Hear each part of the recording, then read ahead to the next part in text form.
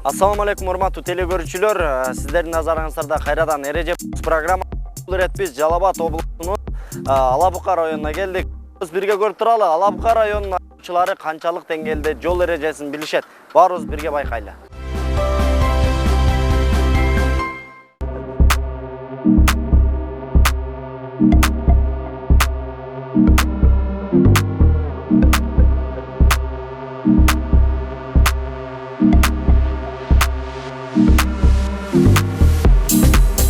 Мамадалы уулу Мансуржан да. Сиздин нарушениңиз менен түшүндүрүп берейин. Сиз себеби могунун үстүнде тент жаап айдашыңыз керек. Могу билесиз да ана түшпеш керек, чтобы чаң болбош керек. Могу айланач, туурабы? Тенти каякта мунун? Тент каякта? Эми жаппай деп атасыз. Тент үйдө эле да. Үйдө эле? Эми кое турган жаңы. Ошон үчүн сизге протокол түзүлөт. Кайталанбайт деген. Жок, кайталанбайт деген жок. Бул жердечи. Сизге протокол түзүлөт, штраф төлөйсүз мамлекеткечи сиз. Ага, саламатсызбы? Мен атым Рамазан, Ынтымак телеканалынан келдим. Сиз документтериңизди текшериңгече мен сизге мындай жол белгилерин сурап турайын, макулсузбу? Келиңиз сага. Бул кандай жол белгиси?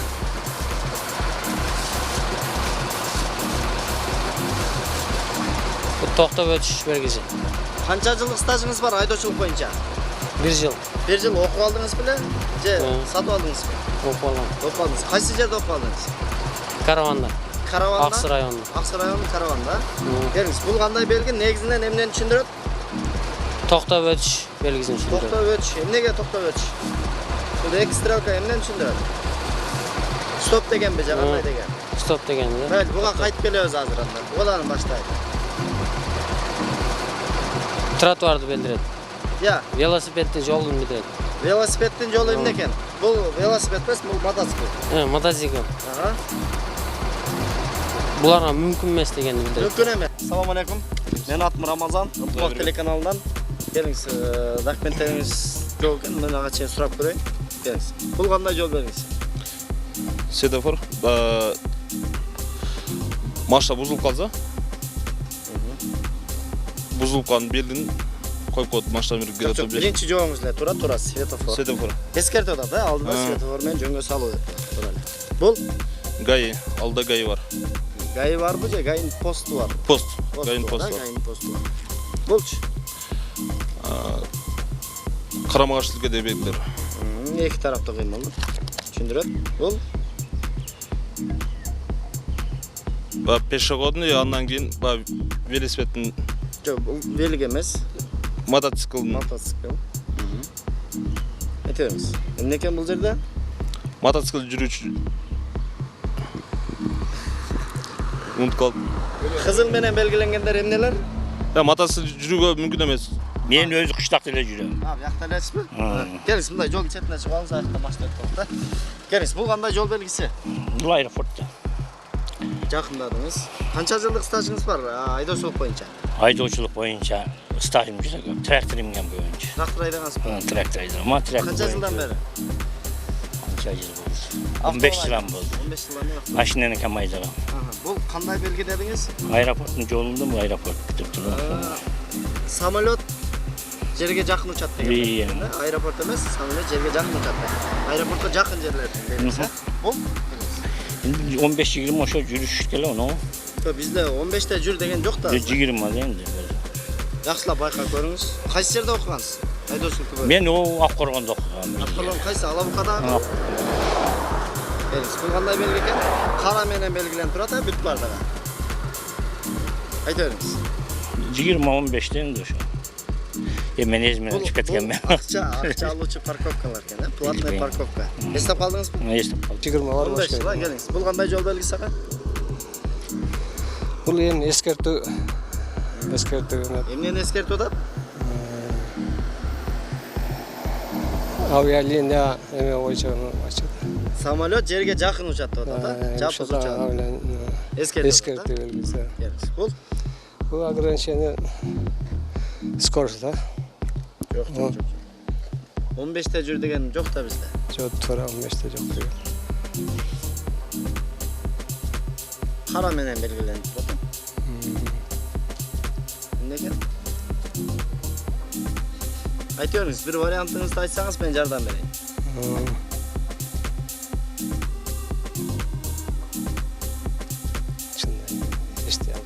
Бул акча алуучу платная парковка деген. Эстеп калдыңызбы? Акча алуучу парковкалар. Бул Bu da eskертүү белгилери. Эменин жолу да. эмненин жолу? Шамалынын бети. Капталдан соккон шамал деген. Шамал. Бул Бул ошо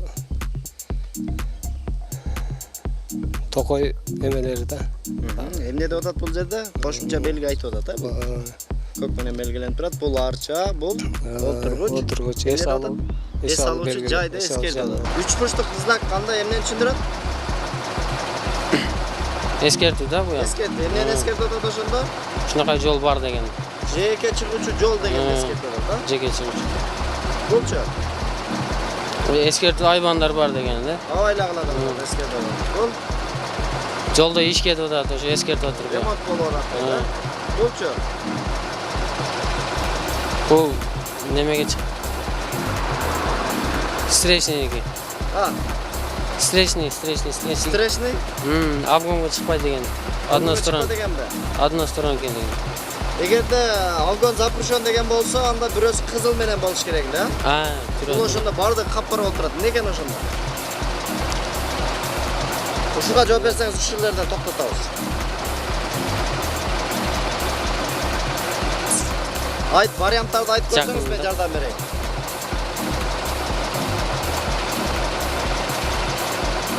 Айтың, варианттарды айтың, мен жардам берем.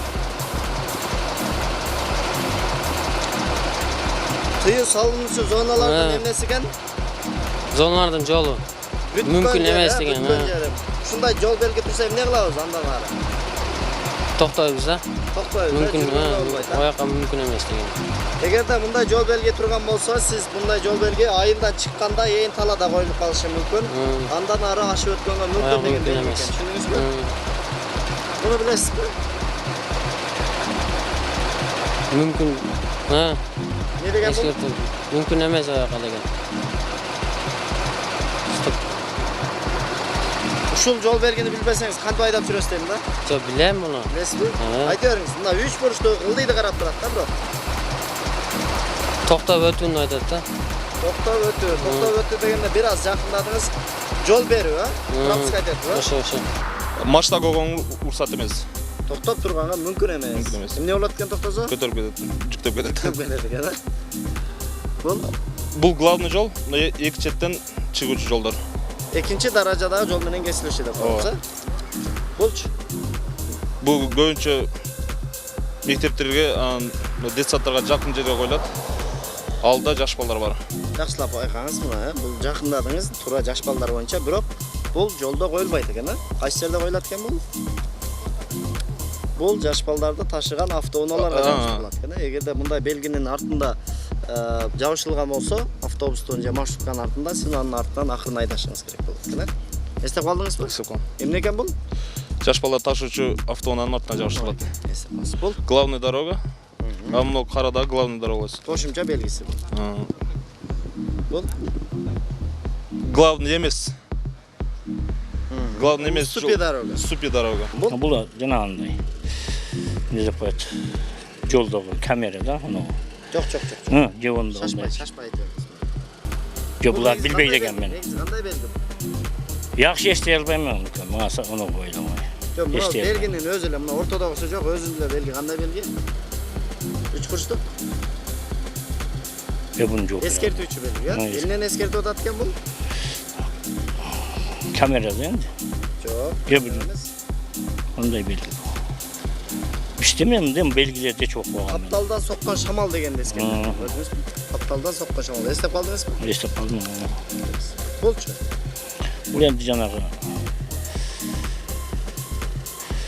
кандай десем энди. Бул Токойдун оңу окшойт го. Ой, жакындап атасыз. Бул арча, бул отургуч деген. Адамдын оңу сактап ишип турган. Эс алуучу жайлар да, бул эс алуучу жайлар. Келиңиз, болчу. Бул энди томный ачык оңу да, бул күндүкү да. Жок, жакшылап байкаңыз, шашпай айтып берсеңиз болот. Я бул жок болот. Эзменем дем жок экен. Мен нече жылдан бери Көзү азиз инсандар бар деген белги экен, көз азиз. Турган болсо, сиз ал жактан акырын айдашыңызга туура келет. Самолеттон башка эмне менен барабыз? Мисалы алыс жактарга? Жо эми поезд. Жакын кордода, значит, линия бар же эме. Бир багыттуу эмне экен? Линияда. Поезд жол бар экенин билдирет экен. Бир тараптуу гана. Ооба. Бул чагы. Бул эми обгон запрещено дагы обгон запрещено бүттү уже. Тыйыл салынуучу зоналардан бүтүшү деген белгилен. Ага. Дальше O zaman siz эми бир аз эсиңизден чыгарып кетипсиз, бирок колдон келишинче кайра баштан могунда китепти алып, окуп эсиңизге салып алыңыз. Анан өзүңүздүн жеке коопсуздугуңуз үчүн коопсуздук курумдардан тагып жүрүңүз, макулбу? рахмат.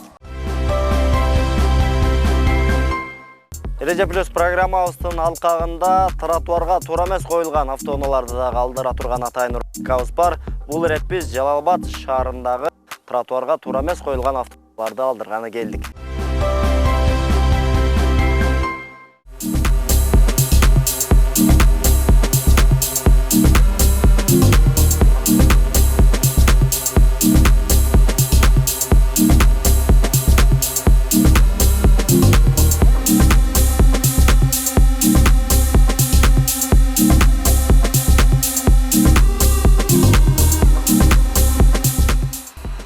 Бүгүн урматтуу телекөрүүчүлөр, биз Жалал Абад шаарында тротуарга туура эмес токтотулган автоунааларды алдырганы келдик.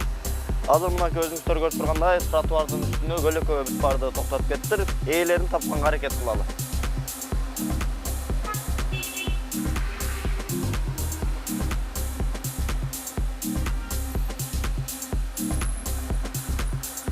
Эч кандай байланыш номерлери жок.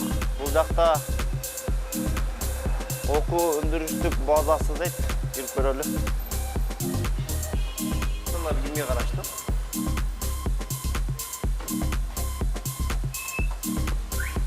Так, Toyota кемнар автостиль болуш керек. Жигули, Matiz. Айтып коюшпу эле.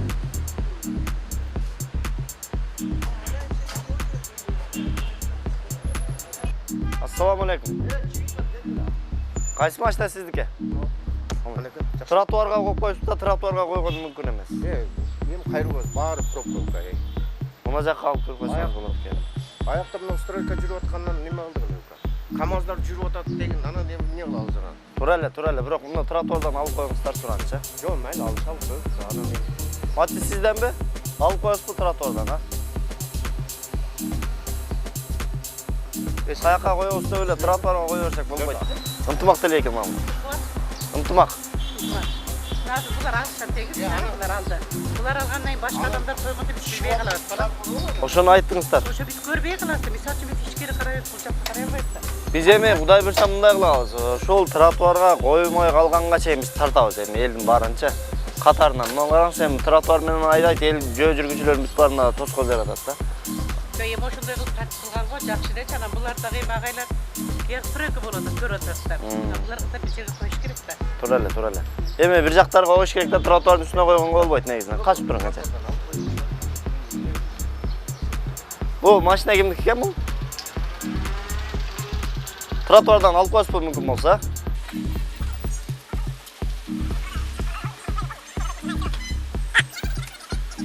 Эми башкалар кое турган болсо, мына жерде ГАИге айтып коесуздар. ГАИге биз тапшырма берип кетебиз, тротуар боюнча карайт.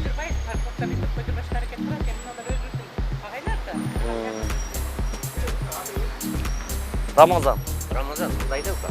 Прежде ушинтип требование коюп чагында мына стоянкалар көбөйтүш керек. Азыр Стоянка мынандай да, сизге мына жерге организация стоянка керек болсо, ушу коллектив баарыбыз менен кайрылыңыздар. Бизге машина койгон стоянка жок. Ушундай кылып бериңиздер. Аны мен чечпейм да мисалы. Стоянка маселеси. Мэрия деген бар. Мэрияга кат менен кайрылышыңыздар керек. Азыр мисалы мына тротуарга кое бересиздер, тротуардын асфальты жарылып бир нерсе болсо, сиздердин мойнуңуздарга илет мыйзам чегинде машинасы менен асфальты жарган деп туруп. Анда көп коюлган мезгилде тротуарлар жарылып атпайбы? Эми машина мына мисалы азыр жакшы эле турат, мүмкүн бир жылдай жарылып кетиши мүмкүн бул жер. Убакыты кетирбей мүмкүн болсо алып коелак, а? Ичпейликке. Анан кийин ишти уланталы.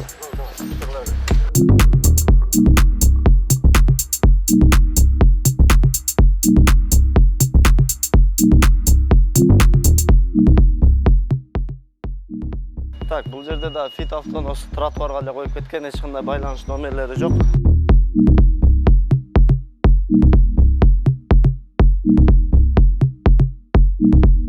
Мындагы дөбөйт эле да.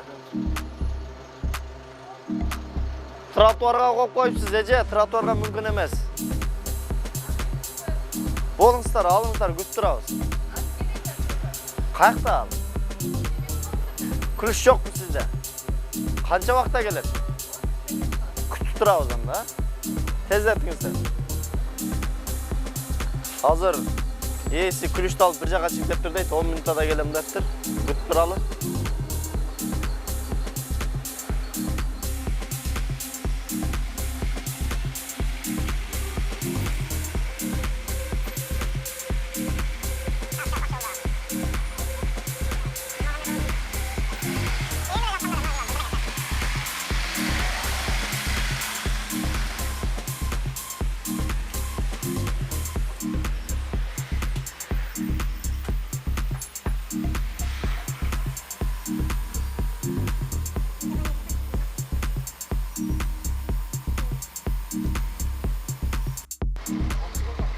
Тротуарга мүмкүн эмес, билесиз, а? Баштан алып койса.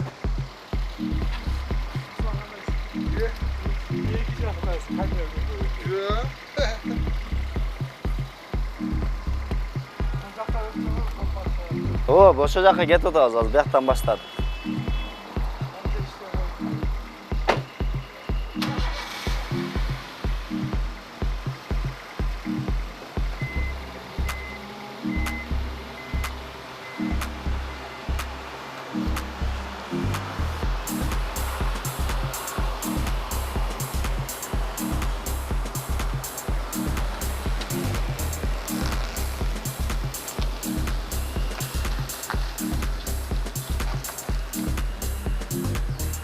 Канча иштен койдуңар дейт. Бул жерде тротуарга коюп койгон мен эмес.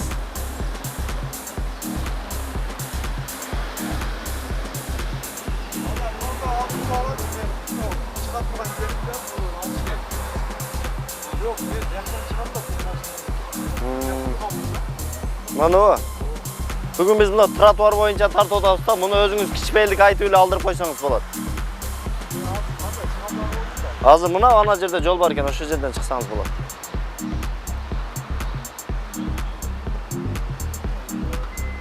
Жо, алдын караган менен түшүп калат арка жагыч. Задный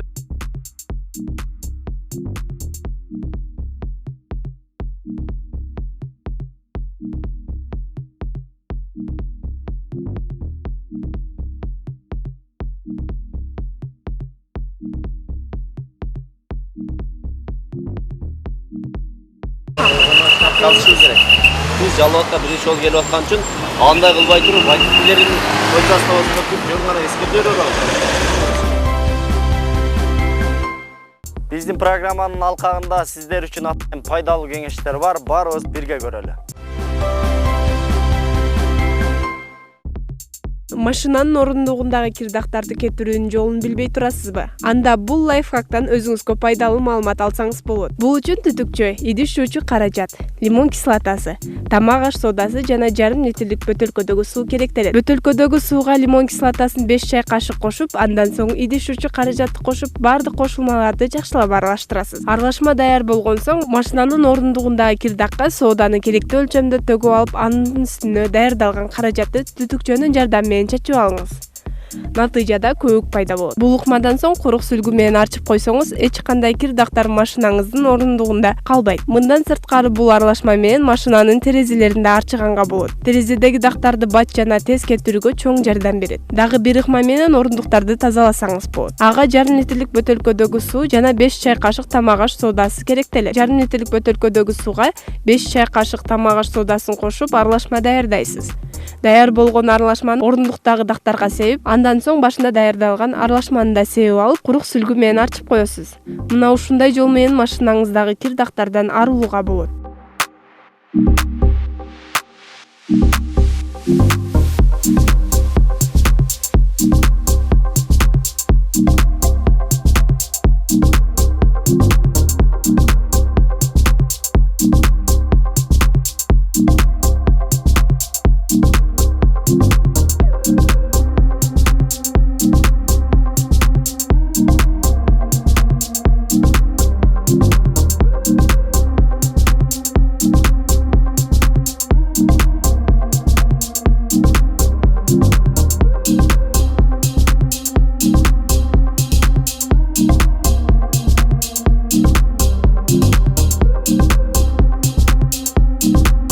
Эгер жолдо бара жатканда машинанын дөңгөлөгүнө кандайдыр бир уштуу буюм кирип кетсе, дөңгөлөк желдеген жайга чейин жетип барууга болот турган лайфхакты көрсөтүп өтсөк.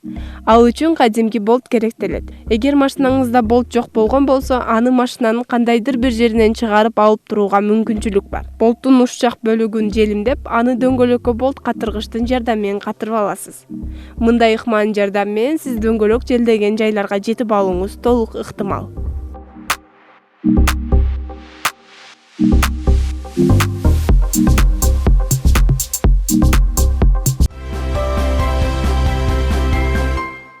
Мына ушинтип урматтуу телекөрүүчүлөр, биздин Эреже плюс программабыз дагы соңуна келип жетти. Биздин программанын алкагында сиздер өзүңүздөргө керектүү маалыматты окуп ала алган болсоңуздар, биз максатыбызга жеткен болобуз. Мына ушул учурдан пайдаланып, Ала Бука районунун жалпы жол кыймылын коопсуздугун камсыздоо бөлүмүнүн жалпы кызматкерлерине терең ыраазычылык билдиребиз. Ар дайым урматтуу айдоочулар, өзүңүздөргө сак болуңуздар, эрежеге так болуңуздар.